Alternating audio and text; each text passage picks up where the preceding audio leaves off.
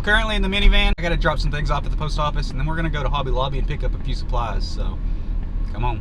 I'm not going to lie to you guys, the leather crafting section at Hobby Lobby is pretty decent. I used to love coming here when I first got into the craft because I could actually sift through the tools and supplies that I was purchasing rather than just ordering something online. There's no leather crafting stores that are very close to me.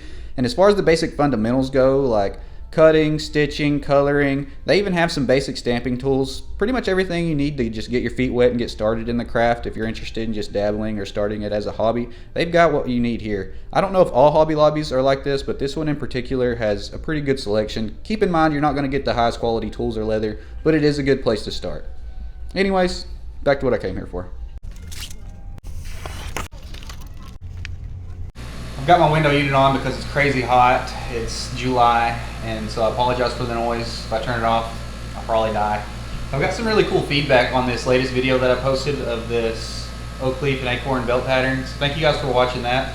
Also, a quick shout out to whoever commented on one of my old videos about this little bitty trick or tip of just putting your dye bottle in this roll of tape to keep it from getting knocked over. I commented back to your comment today finally, but just wanted to thank you through this. That's really cool. I've got this pretty cool belt I'm working on right now. Hopefully you can see that. Probably do a little time lapse of me working on this. I've got quite a few more steps, but this is going to turn out super, super cool. So I'll just jump into that time lapse.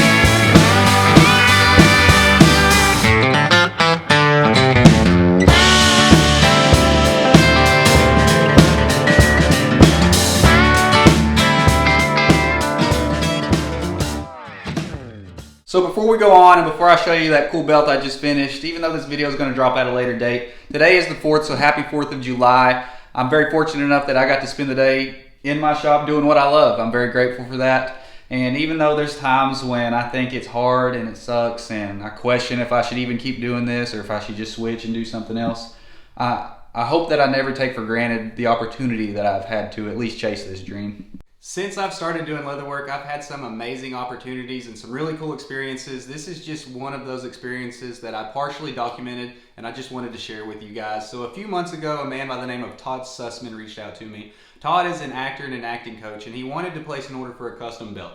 But the belt wasn't for himself, it was for a friend of his who is another actor that he helps coach, a man by the name of Hamish allan-headley. If you're familiar with the series Mayor of Kingstown, Hamish plays on that show, and I have actually watched some of that show, and once I put a face to the name that Todd gave me, I was familiar with who it was. I was pretty excited to be able to make a custom belt for someone who I had watched on TV. As cheesy as that might sound, I've been really excited to work on this project. Me and Todd worked back and forth for weeks, and he was so helpful. So if you ever do see this, again, Todd, thank you so much. I really do appreciate you. But I'm really excited to show you this belt. There's one or two things that I did on this belt that I've never done to a belt before, so it is very unique, truly one of a kind custom belt. I'm excited, so let me show it to you really quick.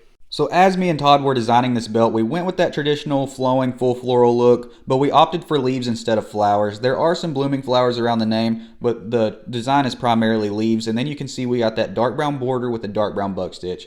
That was the first time I'd put a dark brown buck stitch on a dark brown border, but I thought it turned out super slick. And then we have his name centered on the belt, so when Hamish is wearing the belt, his name should be centered directly on his backside. And another first for me was bar grounding completely around that name, but I thought it made it pop that much more. To top it off, we have a hand-engraved Voight silversmith's buckle. This is a sterling silver buckle, and it is super clean. I really think it tops the belt off perfectly. Here's one more pass. I am super pleased with how this belt turned out. I really do hope Hamish enjoys it. Let me know what you guys think in the comments. If you made it this far into the video, thank you for watching. I know it's been random and all over the place. That's going to be all for this one. But if you do enjoy seeing this behind the scenes, vlog style, whatever you want to call it, type content, let me know in the comments. I might make some more videos like this in the future. If you absolutely hated it, let me know that too, and we will stay away from them. But keep an eye out for the next video. It's going to cover a highly requested topic. I am very excited to make the video. But yeah, till then, we'll see you.